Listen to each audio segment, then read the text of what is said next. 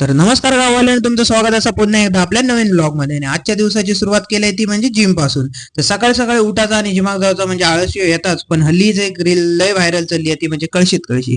तर आठवलं की एक्सरसाइज एकदम तन मन लावून चालू होता आणि दिवस एकदम आपलं प्रसन्न होऊन जाता.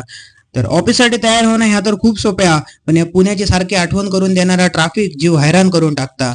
तर आज काम मरणाचं होतं आणि शतपावली करू का वेळ माका गावाक नाही. तर डायरेक्ट संध्याकाळी मोबाईल काढले आणि मिनी व्लॉगची सोय करूक म्हणून बाहेर पडलोय आणि मगरपट्ट्याच्या सुंदर दृश्याचा अनुभव घेतला.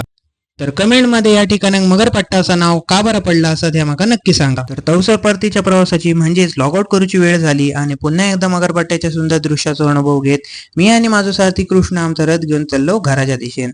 तर गुरुवार असल्यामुळे स्वामी महाराजांचं दर्शन घेणे हा तर स्वाभाविकच हा.